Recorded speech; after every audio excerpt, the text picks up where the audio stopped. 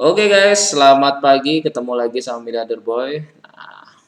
Nah, buat teman-teman, sekarang ini kan gue udah buat yang namanya Telegram Channel. Nah, di dalam Telegram Channel itu ada beberapa pertanyaan dari teman-teman sekitarnya gitu ya, sekitar di dalam forum tersebut.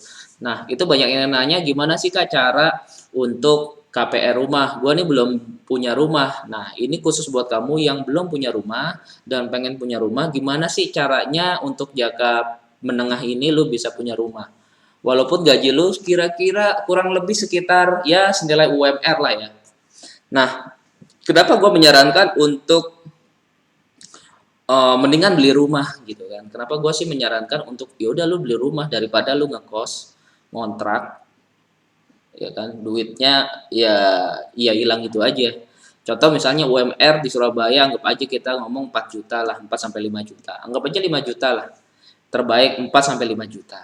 Nah, biasanya kan kalau kita ngekos kurang lebih sama listrik ya sekitar 1,5 juta gitu ya, ya 1,5 juta gitu ya. Nah, tapi kan setiap tahun kalau ngekos itu harga kosannya kan tambah naik. Misalnya sekarang 1,5, tahun depan 1,6, 1,7 kayak gitu. Nah, daripada naik terus, mendingan lo beli rumah. Kalau beli rumah kan KPR tuh. Nah, KPR kan misalnya bayar 1,5 nih dengan harga yang sama, 1,5, 1,5. Itu justru nggak berubah 1,5 terus sampai sampai nanti lunas 25 tahun. Jadi kalau misalnya 10 tahun lagi 1,5 juta itu jadi terlihat murah kayak gitu, terlihat gampang kayak gitu guys. Kan kita setiap tahun gajinya naik. Nah, tapi kalau misalnya kita ngekos, setiap tahun gajinya naik, tapi pengeluaran juga naik, biaya biaya juga naik, makanya dibutuhkan KPR. Nah, jadi buat teman-teman, jadi itulah kecerdasan keuangan untuk properti dan KPR perbankan. Nah, teman-teman harus tahu nih gimana sih caranya untuk bisa beli rumah. Langsung aja guys. Kita langsung ya. Jadi thank you yang udah follow. Hari ini gua buka di YouTube di TikTok sama di Messenger, Facebook dan YouTube channel. Jadi teman-teman kalau misalnya ketinggalan videonya bisa langsung dari awal ya. Atau mau teman-teman mau tahu informasi yang sebelum-sebelumnya bisa lu kunjungin YouTube gua tuh channel tuh gratis semua. Jadi kalau sudah dan juga Telegram channel ya, lu ikutin semua Telegram channel ada di mana di TikTok itu ada di profilnya. Tinggal klik masuk ke Telegram channel. Oke, langsung aja kita mulai pada pokok pembahasan. Nah, eh, perencanaan keuangan yang harus teman-teman ketahui adalah yang paling pertama itu. Nah, pasti mengira gimana sih kalau misalnya beli rumah itu cari rumahnya dulu atau KPR dulu nih. Pasti ada yang teman-teman, lo kalau mau beli rumah tuh cari rumahnya dulu gitu ya. Baru KPR. Benar nggak sih itu yang kebanyakan ada di kepalanya orang. Tapi kalau di kepala gua, kalau misalnya gua yang sudah profesional dan expert di bidang ini, itu kalau misalnya beli properti, itu bukan cari rumah dulu, guys. Gua ini biasa beli properti tuh cash-cashan ya, 300 juta, 500 juta, 1 M. Itu cash-cashan semua. Ya. Ada beberapa kalau KPR justru gua pengen cairin duit lagi buat muter bisnis. Nah, kalau misalnya kamu semua pengen beli rumah ditempatin bukan buat invest, mendingan KPR dulu. KPR untuk dapetin rumah. Nah, pertanyaannya adalah beli rumah sorry. Cari rumah dulu apa KPR kredit dulu?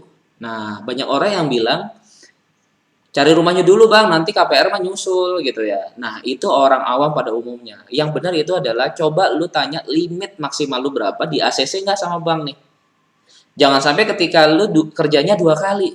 Kebanyakan nih orang ketika dia beli rumah, dia cari rumah, terus habis itu KPR, ternyata KPR-nya limitnya tidak sesuai.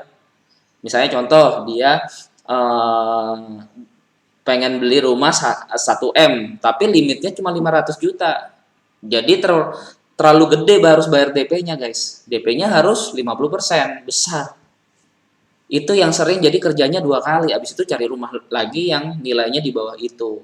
Nah, gue saranin buat temen-temen coba cek dulu limit KPR kayak kayak lu pengajuan dulu kartu kredit gitu ya. Kartu kredit limitnya berapa nih? Limitnya limitnya berapa? Misalnya limitnya cuma 500 juta, ya udah berarti lu beli rumah yang 500 jutaan kayak gitu. Itu yang teman-teman harus ketahui. Jadi kerjanya nggak dua kali. Jadi cari KPR, baru eh, tahu KPR-nya dulu, kredit limitnya berapa, baru setelah itu kamu cari rumahnya yang sesuai dengan budget. Itu yang benar. Tapi sebelum itu, kita yang paling utama adalah ini strateginya ya. Ini strateginya untuk beli rumah. Jadi kumpulkan DP minimal ya kurang lebih 20%. Sekarang kan ada promosi nih, promosi bisa 0% DP-nya atau yang atau banyak subsidi ya, subsidi di bunganya yang awalnya 10% jadi 5%. Kayak gitu ya. Tergantung ya kebijakan setiap pemerintah tiap tahunnya berbeda-beda. Nah, tapi gua di sini pakai dasarnya aja. DP itu biasanya rumah minimal 10 sampai 20%, anggap aja 20%. Jadi mulai sekarang teman-teman harus mulai berdisiplin ya dengan target DP yang kamu buat goal sebagai goal itu untuk membeli rumah di masa depan. Ya, itu yang pertama. Yang kedua adalah tadi gue udah bilang, cari informasi limit maksimal kredit. Coba konsultasi ke perbankan untuk pengajuan KPR kamu, mengetahui berapa sih limit maksimalnya tuh sebenarnya kamu. Jadi kamu tadi aku bilang tidak kerja dua kali gitu ya. Cari dulu limitnya berapa. Oh, ternyata 500 juta, 350 juta. Ya udah, cari rumah yang kira-kira harganya segitu. Supaya nanti kamu tidak bayar DP-nya terlalu besar. Kalau misalnya kamu di ACC-nya cuma 300 juta, tapi kamu cari rumah 1M, ya berarti kan kamu harus bayar 70%. Nah, kayak gitu. Jadi yang harus diketahui itu informasi limitnya dulu nih. Makanya kamu harus nonton terus video ini sampai habis ya. Yang ketiga adalah pilih properti yang kamu inginkan. Nah, kalau pilih properti yang kamu inginkan itu di mana nih? Lokasinya di mana? Dekat rumah, lokasi di mana? Terus juga sertifikatnya ya, sertifikatnya apa? SAM, SAGB gitu ya. Gua saranin untuk kamu misalnya pemula, itu biasanya SAGB atau SAM. Kalau SAGB biasanya perumahan developer, itu bisa dinaikin ke SAM. Jadi kasta yang paling tinggi di dunia properti adalah SAM ya, SAM. Nah, dua-duanya sama bagus karena SAGB itu untuk investasi jangka pendek ya, jangka menengah. Jadi kalau kalau misalnya teman-teman pilih ada dua nih, SAGB atau SAM. Nah, SAGB ini untuk orang-orang yang targetnya investasi jangka menengah karena bayar pajaknya ringan dan lain-lain, bayarnya ringan. Kalau SAM ini memang bayar pajaknya agak mahal dan memang tapi kastanya paling tinggi. Ini untuk khusus investasi jangka panjang. Jadi properti itu ada dua model bisnis, jangka pendek dan jangka panjang. Jadi kalau jangka pendek SAGB, jangka panjangnya SAM ya. Jadi pilih properti yang kamu inginkan, lalu pilihlah rumah idaman kamu yang sesuai budget dari KPR dari seberapa besar Bank ACC. Jadi gue udah bilang tadi ya. Jadi buat teman-teman kalau misalnya udah KPR nih ternyata lulus 350 juta, ini gue buat 350 juta ya rumahnya gitu ya. KPR-nya yang akan gue buat tuh 350 juta.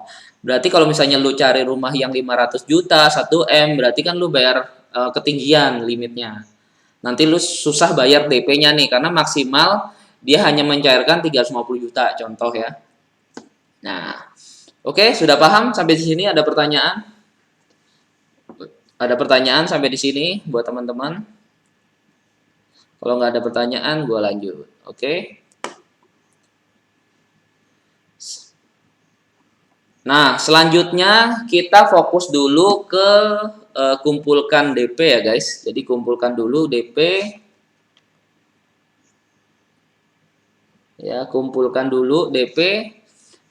Karena kita beli rumahnya itu senilai 350 juta, ya ini kita beli rumah nih nilainya 350 juta nih ya. Bagaimana caranya menabung? Nah, buat teman-teman, bagaimana caranya kita nabung uang 70 juta? Berarti DP-nya 20% dan 350 juta itu 20%-nya itu adalah 70 juta. Kalau teman-teman udah punya uang 70 juta, udah aman. Ini untuk DP ya. Tapi ya, gue kasih tahu, ada uang DP plus cash flow 3 sampai 6 bulan untuk kreditnya. Ya, nanti gue jelasin. Apa itu? Nah, nanti gue jelasin ya. Tonton terus nih videonya. Nah, Setelah 70 juta DP dibayarkan kepada penjual gitu ya, transaksi di notaris dan sebagainya. Nah, sisanya ini kalau misalnya udah punya 70 juta ya berarti tinggal transaksi aja. Kalau belum punya gimana Bang? Gue punya di tabungan nih ya 0 rupiah nih Bang, tapi ya gaji gue setahun sekitar sebulan 5 juta. Biasanya UMR lah, karyawan-karyawan biasa gitu ya.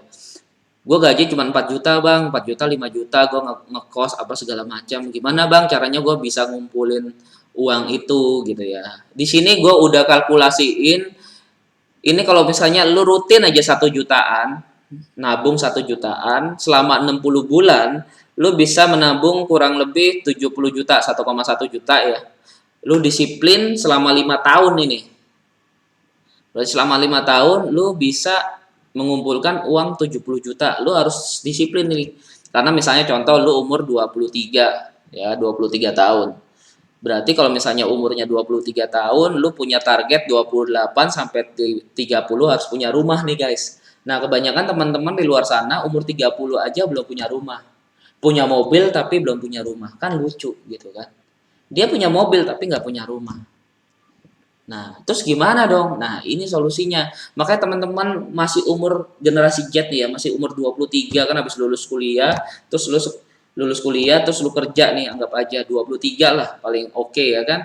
Nah, lu coba deh daripada lu uang 1 jutanya buat beli handphone baru, terus juga baju celana udah 1,1 guys. Baju berapa sih? 500, 400. Celana jeans 400-an, sama makan setiap sebulan sejutaan gitu ya. Lu sebulan pasti beli baju, masa nggak beli baju? Daripada uang lu buat beli baju dulu, nanti deh diirit-iritin dulu, lu nabung dulu sekitar 1,1 juta nih guys. 1,1 juta selama 5 tahun itu terkumpul 70 juta. Nah, paling kalau misalnya teman-teman punya keluarga yang lebih kaya gitu ya, ya mungkin lebih gampang lah minta tambahan. Nah, di sini perencanaannya tuh ada dua yang gua buat. 5 tahun atau 25 tahun. Banyak pertanyaan netizen-netizen di TikTok, buat nabung tidak bisa makan. Kan di sini 1,1 juta. UMR kan sekitar 3 juta sampai 4 juta. Lu masih sisa berapa tuh? Masih sisa 3 jutaan, guys. Masa sisa 3 juta lu nggak bisa hidup sebulan? Gitu loh, nggak bisa hidup sebulan. Berarti kalau 3 juta nggak bisa hidup sebulan, contoh deh gini, 3 juta dibagi 30 gitu ya, 3 juta dibagi 30, 100 ribu, masa sehari 100 ribu nggak bisa? Anggap aja dipotong inilah, dipotong bayar kos gitu ya, 1 jutaan, ya udah sisa 1,5 gitu, masa 1,5 50 ribu nggak bisa? Belum beli catering aja, catering 10 ribu, ada makanan 10 ribu, 20 ribu. Nah, sebenarnya kalau niat itu bisa guys. Cuman ya nggak tahu teman-teman lagi nih. Ya, kalau di bawah UMR gimana kak? Nah, itu harus dipertimbangkan lagi. Ini kan kalau gua kalkulasi 350 juta. Tapi kalau misalnya 200 jutaan rumah subsidi masih bisa guys. Rumah subsidi kan sekitar 1 jutaan tuh KPR-nya. Nah, DP-nya juga kadang nggak pakai DP 0% ya. Nah, makanya banyak kebijakan-kebijakan lain lah ya yang perlu diketahui. Nah, lanjut ya. Jadi perencanaannya gimana, Kak? Oke, udah 70 juta, udah punya nih 70 juta. Tapi gue saranin buat temen-temen, ya gue saranin nih buat temen-temen ya yang lagi nonton live-nya gue. Kalau misalnya temen-temen punya uang 70 juta untuk DP, pastikan punya cash flow untuk 3 bulan sampai 6 bulan ke depan. Nah, misalnya cicilannya nih udah gue buat nih, cicilan per tahunnya, per bulannya selama 25 tahun itu 1,8 juta. Dengan bunga asumsi 6% per tahun. Jadi 1,8 juta apa namanya dikali 3, berarti 2 juta, ada 6 juta sampai 12 juta, anggap aja 10 juta. Berarti teman-teman harus sediakan uang 80 juta, 70 juta aja buat DP, 10 jutanya untuk cash flow, jaga-jaga, uang jaga-jaga untuk bayar cicilan. Jadi punya 10 juta untuk jaga-jaga bayar cicilan. Itu strateginya ya.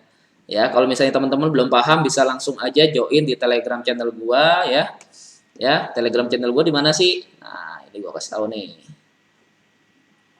Jadi kalau masih belum ngerti, teman-teman bisa cek di TikTok, di Instagram, YouTube di Milliarder Boy, atau di Telegram channel gua di Milliarder Boy Club ini yang kiri bawah ya. Kayak gitu guys.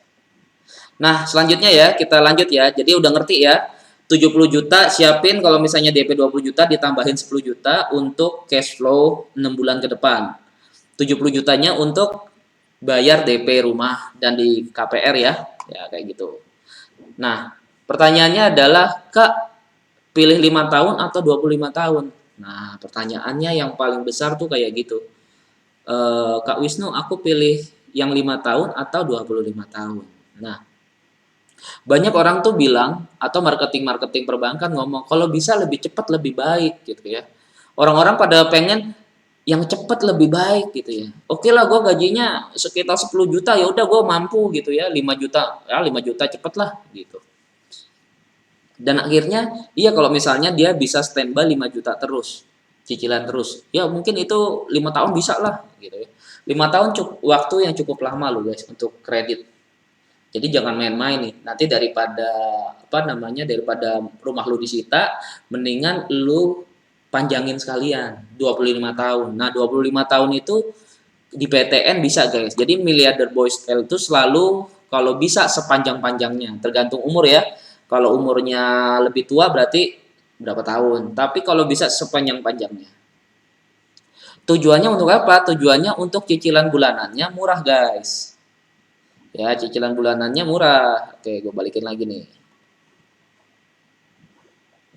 Nah, tujuannya untuk apa sih? Supaya cicilan bulanannya murah. Kenapa gue memilih 25 tahun? Karena untuk cicilan bulanannya murah. Kalau misalnya 5 tahun 5 juta, lu gaji 5 juta nggak nutut nih. Jadi gue sarannya buat teman-teman 25 tahun aja. Jadi 1,8 lu dapat rumah, dapat terus juga kalau ngekos kan biasanya 1,5 ya. 1,5 juta ngekos, ya tambahin 300.000 udah bisa beli rumah dapat selama 25 tahun. Lah, tapi kalau misalnya 25 tahun bayar itunya besar dong, dan bayar apa namanya? Bayar bunganya besar, ya kan bunga 6% dikali aja tuh 25. Kan jadi kayak 2 kali lipat, 3 kali lipat gitu kan. Harganya 350, jadi kayak kita beli 750 juta gitu ya. Nggak perlu khawatir kalau misalnya lu bilang mindsetnya kalau 350 juta jadi 700 juta, ya namanya juga kredit, itu yang pertama. Namanya juga kredit, dia jasa, dia butuh profit. Ya kita kalau misalnya investasi juga pengennya profit kan.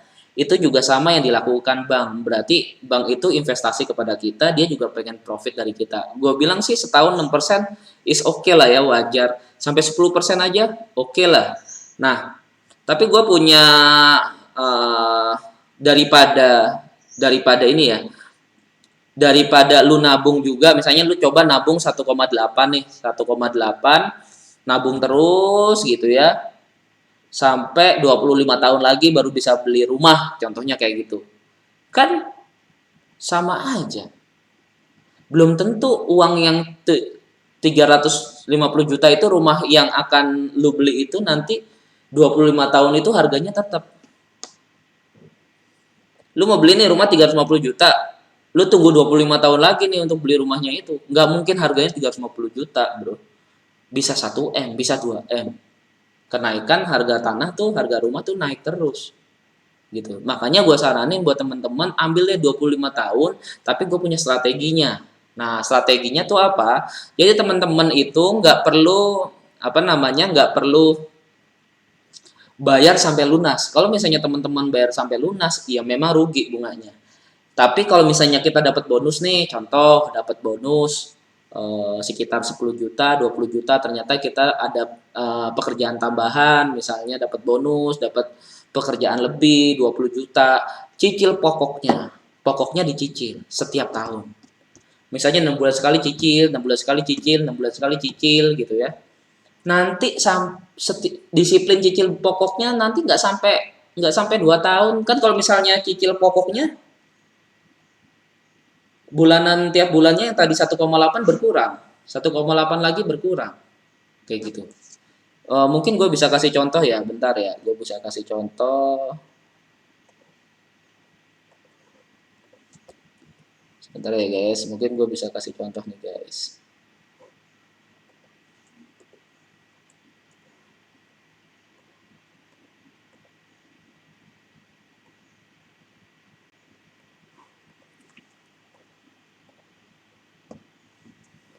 Sebentar ya.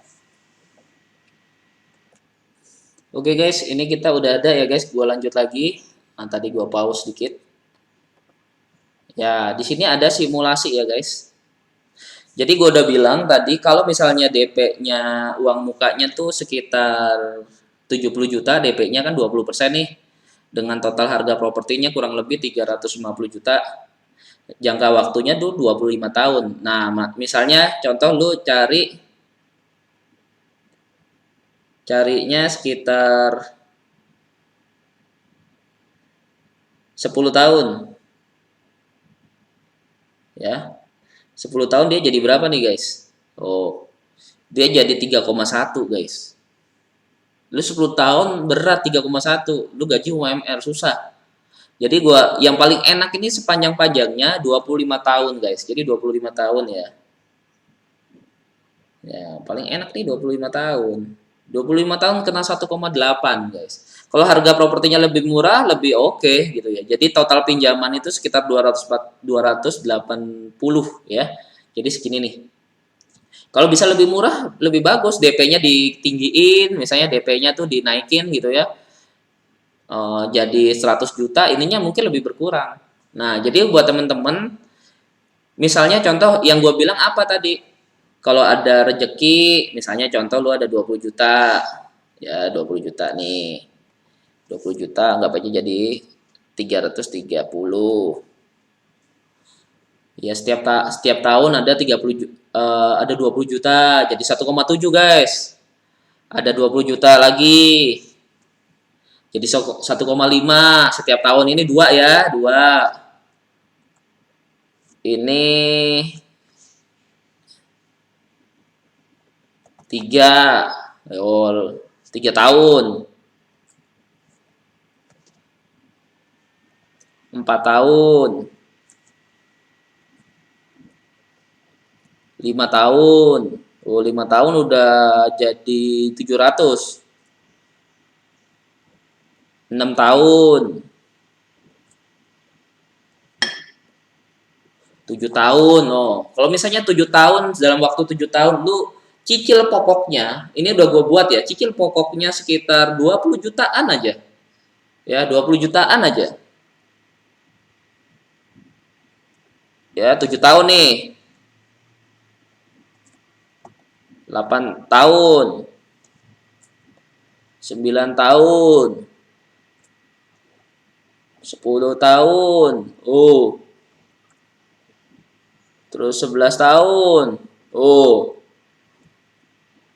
12 tahun. Jadi 51.000 gitu loh. Jadi ini sebenarnya caranya yang lebih efisien, guys. Ya, lebih efisien. Bener nggak sih? Kalau misalnya, aduh, teman-teman nih harus tahu nih, teman-teman harus tahu gitu. Teknik-teknik kayak gitu. Itu ngurangin tenor apa cicilannya gitu ya. Ngurangin tenor, guys. Nah, ini gua kasih lihat ya.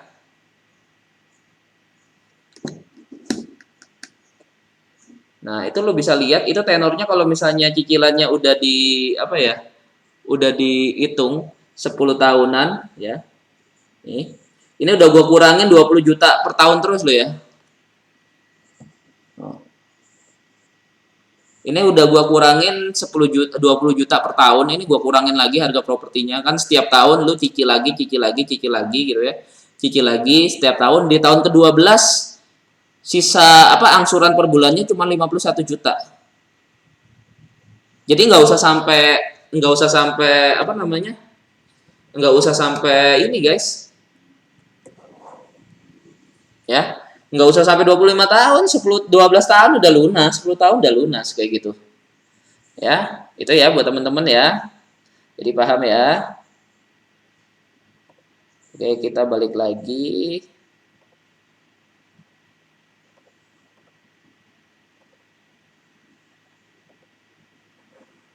Kita balik lagi guys.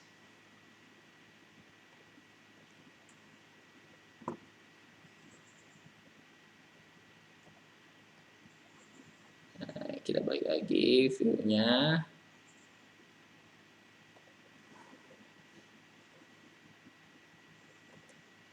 Oke. Oke, jadi kita balik lagi. Sekarang kalau udah tahu caranya, kan caranya udah tahu nih. Harus kayak gimana, strateginya udah tahu nih. Gimana. Nah, teman-teman bisa ini misalnya kalau teman-teman perorangan itu bayarnya apa namanya ketentuannya seperti apa. Perorangan itu lu harus punya fotokopi pemohon KTP ya, KTP pemohon. Terus juga fotokopi KTP suami istri ya, fotokopi kartu keluarga kakak ya, fotokopi surat nikah atau cerai. Jadi kalau misalnya teman-teman sudah bercerai itu pastikan minta surat cerainya ya. Surat cerainya itu penting karena mau jual belinya tuh lebih gampang. Kalau sudah cerai tapi nggak punya surat cerainya itu jual lagi susah nanti. Terus fotokopi NPWP, sekarang beli properti itu harus ada NPWP-nya, nggak bisa nggak ada. Kalau dulu bisa, sekarang udah nggak bisa. Terus slip gaji asli ya atau surat keterangan penghasilan minimal 1 bulan terakhir. Jadi surat keterangan penghasilan. Jadi slip gaji gampang kalau misalnya karyawan lu minta aja slip gaji dari perusahaan. Makanya enaknya gitu. Terus fotokopi rekening koran itu biasanya 3 bulan terakhir ya. Surat rekomendasi perusahaan. Jadi perusahaan tuh merekomendasikan dia untuk beli rumah, nanti minta suratnya dari perusahaan. Akta pisah harta notaris ya, kalau misalnya teman-teman mau pisah harta boleh di notaril ya.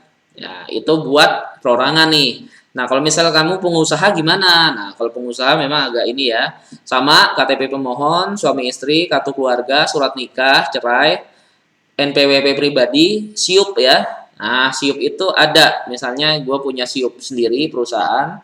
Selanjutnya fotokopi akte pendirian perusahaan, fotokopi rekening koran atau tabungan 3 bulan terakhir. Nah, jadi makanya laporan rekening koran itu harus bagus gitu ya. Karena bank ini tidak melihat seberapa tinggi ijazah lu, seberapa hebat lu dan pinter, tapi dia ngelihat rapot rekening koran lu. Terus yang terakhir adalah surat pernyataan asli mengenai kredit pemilikan properti. Nah, jadi ya lu harus tahu kalau misalnya surat pernyataan asli mengenai kredit, jadi kepemilikan properti. Jadi propertinya juga harus jelas nih. Ya itu aja sih yang dari aku, teman-teman mungkin bisa apa ya. Nah, kalau misalnya teman-teman sudah masukin data-data lengkap segala macam dan akhirnya kurang lebih nanti akan dipanggil untuk wawancara ya, pasti dipanggil untuk wawancara. Yang paling sulit itu ketika diwawancarain, makanya lu butuh konsultan properti atau perbankan supaya lu ketika ditanya itu bisa dipercaya gitu sama bank untuk dikasih ACC. Nah, kebanyakan nih orang tidak bisa di ACC di perbankan karena diajak ngomong tuh berbelit-belit, apa tidak ngerti. Padahal dia juga jujur, kerjanya bagus. Terus juga benar, tapi kena dia tidak di ACC karena dia tidak bisa menjawab pertanyaan dengan baik, dengan benar. Itu yang harus teman-teman ketahui. Jadi kalau misalnya lokasi asetnya udah bagus, apa namanya semuanya kamu udah kasih, kayak syarat-syaratnya tadi kamu udah kasih, terus KPR kamu juga tidak ada BI checking, BI checkingnya juga bagus ya. Terus gimana? Tinggal diwawancara. Kalau wawancaranya kamu salah, ya pasti kagak di ACC, sayang sekali. Jadi bahkan orang tuh bisnisnya nggak bener tapi diwawancara meyakinkan, itu bisa di ACC. Ada orang yang bisnisnya bener nih, ada orang nih contoh ya, gue ulangin, ada bisnisnya tuh nggak bener tapi dia di ACC. Ada orang yang bisnisnya benar tapi tidak di ACC. Kenapa? Karena dia tidak bisa menjawab pertanyaan dengan baik dan benar. Makanya dibutuhkan konsultan perbankan untuk ketika lu nanti ditanya ini, lu jawabnya ini. Kayak orang sekolah gitu kan, lulus tes. Lu pengen tes nih. Ya kayak orang pengen sekolah terus lulus tes. Ya kayak gitu guys. Lu ditanya, lu jawabnya benar. Ditanya, jawabnya benar. Kayak gitu. Nah selanjutnya, kalau misalnya teman semua udah tahu segala macam, barulah teman-teman cari rumah. Nah, terus cari rumahnya gimana? Beli rumahnya di mana dan bagaimana gitu ya. Biasanya beli rumah yang strategis udah pasti mahal. Dan rumah yang murah sudah pasti tidak strategis. Itu dua yang memisahkan. Nah, strategis itu pasti mahal. Makanya tadi budgetnya kan 350 juta nih. Budgetnya 350 juta. Pasti tidak strategis kalau 350 juta. Tapi ada beberapa yang dia di area Gresik 500 juta, 350 juta, itu Citraland ada. Citraland 750 jutaan gitu di area Gresik gitu ya. Ya tergantung lah. Jadi teman-teman harus benar-benar cari rumah yang benar gitu ya, jangan asal-asal cari. Nah, ada dua kelemahannya. Kalau misalnya kita cari rumah yang strategis udah pasti mahal. Kalau misalnya cari rumah yang murah sudah pasti tidak terlalu strategis. Nah, pertanyaannya adalah gimana cari rumah murah tapi strategis? Gimana cari rumah murah tapi strategis? Sebenarnya ada banyak cara yang lu bisa uh, ada cara. Gue tuh punya kelas sendiri sebenarnya untuk belajar mencari rumah properti yang strategis guys. Ini lu harus tahu kayak gitu.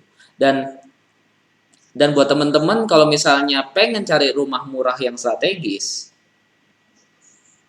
itu sebenarnya nggak gampang lu bisa dapat murah strategis. Kayak gue nih, gue pernah dapat daerah Purimas itu harga pasarnya 3M, gue beli cuma 1M. Itu kalau 1M tuh dapatnya bukan Purimas, dapatnya tuh agak masuk sedikit, 2 lantai loh ya, 2 lantai loh. Harusnya harganya 3M tapi gue bisa belinya 1M. Nah itu butuh teknik dan relasi ya, relasinya yang bagus. Nah gue juga pernah punya beli rumah di Bedokan Ayu Surabaya, itu harga pasarnya 1M-an, gue beli cuma 500 juta tapi harus cash ya. Tapi KPR juga bisa kok, ada beberapa caranya dan teknik-teknik yang disebut adalah take over ya, take over kreditnya orang kayak gitu. Jadi tinggal cicilan tinggal berapa kali, ya tinggal di take over aja. Ada beberapa teknik sih. Nah, buat teman-teman daripada bingung, caranya juga lu harus bingung, ribet dan segala macam, lu tinggal aja masuk di sini guys ya. Jadi gua lagi pengen investasi di salah satu platform. Dan platform ini worth it banget karena platform ini memisahkan antara rumah yang mahal sama yang murah. Jadi lu bakal dikasih lihat apa ya? Kayak lu tuh dikasih kayak ini sih, kayak Tokopedia itu kan selalu spare itu ada yang murah, yang termahal berapa, yang paling murah berapa. Jadi kita bisa tahu gitu, nggak random. Kalau misalnya kita ngelihat di aplikasi-aplikasi yang lain tentang properti, itu propertinya tuh random, kita nggak tahu ini murah apa mahal. Karena beberapa dari kita, kebanyakan kita nggak tahu cara menghitung rumah, nggak tahu nih harga. Kalau mobil bisa guys, kalau mobil lu cek aja di di OLX lu bisa cek. Tapi kalau misalnya lu rumah, itu setiap rumah tuh beda-beda cara ngitungnya. Ngitung tanahnya, ngitung bangunannya, terus juga daya serapnya berapa. Kan itu ribet dan orang profesional. Nah, gimana kalau misalnya kita nih orang-orang pemula gitu kan. Kalau misalnya pemula dalam bidang properti itu nggak tahu nih rumah yang murah tuh gimana cara misahinnya. Lu nggak perlu khawatir. Makanya gue investasi di salah satu platform ini, di mana lu nanti bisa menghitung, ini masih coming soon ya, dikit lagi launching ya. Bisa menghitung kalkulator properti, lu bisa ngitung harga rumahnya nih berapa sebenarnya. Kayak ini, oh nih harganya rumahnya sebenarnya segini, bisa menghitung secara online. Yang kedua adalah lu KPR biasa lah ya. Terus lu bisa cari rumah properti yang khusus di bawah harga pasar. Jadi khusus yang di bawah harga pasar, dipilah-pilah seluruh Indonesia ya guys. Jadi seluruh Indonesia. Makanya kenapa gue invest di salah satu platform ini, ya kan? Dia nanti berkantor kurang lebih ya di Surabaya juga ada, nanti dia akan buka di Jakarta juga dan kota-kota besar lainnya. Gue makanya cepet-cepet nih pengen invest ke sini. Sebenarnya udah beberapa tanda tangan, tinggal penyaluran dana aja sih. Nah, terus abis itu dia punya rumah-rumah khusus yang buat investor, males misalnya contoh buat temen-temen, gue males ribet kalau misalnya investasi, gue pengennya kayak gue tanda tangan doang, jadi ada manajemen konsultannya sendiri tentang properti, gue tinggal invest, terus gue tinggal ambil profit, take profitnya aja. Biasanya Griamu ini memberikan kesempatan kepada investor untuk seperti gua sebagai investor itu untuk invest gua dapat profit bulanan. Jadi contoh, tapi minimal 2M ya. Di situ gua kalau misalnya minimal 2M karena masuk di situ kurang lebih profitnya per tahun 10%. Jadi per tahun 10%. 10% berarti 2M aja 1%-nya 20 juta. 10% sekitar ya 200 juta setahun. Kalau kita invest di salah satu platform online, ini kan digital. 2M berarti kita profitnya 200 juta per tahun. Ya cukuplah 200 juta buat makan makan doang lah. Kita nggak usah kerja dapat duit. Nah, kenapa gue invest di salah satu platform digital? Ini kan salah satu pertanyaan besar ya. Dulu gue sering invest ke properti, sekarang gue invest ke platform digital karena gue ketahui kita nanti akan kedatangan namanya mata uang digital, cryptocurrency. Currency ya, bukan crypto, maksudnya currency. Jadi currency digital, mata uang. Jadi nanti BI itu mengeluarkan mata uang rupiah, tapi currency. Itu yang menyebabkan gue pengen, wah ini saatnya untuk invest ke digital. Karena semua nanti transaksinya digital. Kalau misalnya kita pakai transaksi konvensional, bisnis konvensional, kita akan ketinggalan. Dan kita tidak akan mendapatkan profit. Itu yang ada di mindset gue. Makanya buat teman-teman, jangan sampai ketinggalan momen ini. Ya, jangan sampai ketika nanti gue udah kaya baru lu sadar gitu ya. Gue udah kaya nih. Ternyata iya bener yang dibilangin miliarder boy. Coba seandainya 5 tahun lalu gue invest di digital, pasti gue udah kaya nih. Nah kayak gitu. Jadi ya sebenarnya momen sih. Itu kenapa gue selalu makan informasi-informasi terbaru, ya, bukan informasi-informasi basi. Jadi gue kasih tahu buat temen-temennya di sana, ayo sekarang harus bisnis digital. Nah apa sih bisnis itu? Bisa kita lihat langsung aja guys. Ini gue udah koreksi ya. Sebentar. Oke, udah keluar. Di sini guys, ya.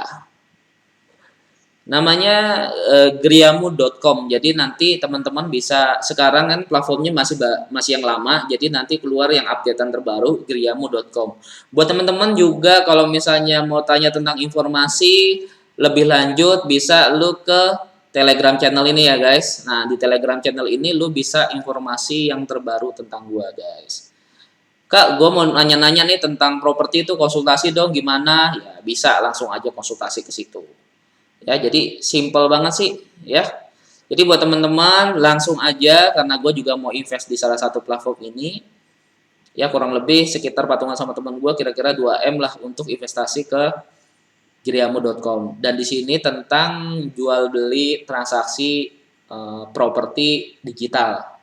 Ya kan, karena semuanya nanti akan beralih digital gitu. Dengan aman nggak sih? Ya gue setahu gue sih aman, karena nanti dia juga akan buat OJK juga, standar OJK, terus juga nanti transaksinya jual belinya tetap di notaris, tapi semuanya berbasis digital.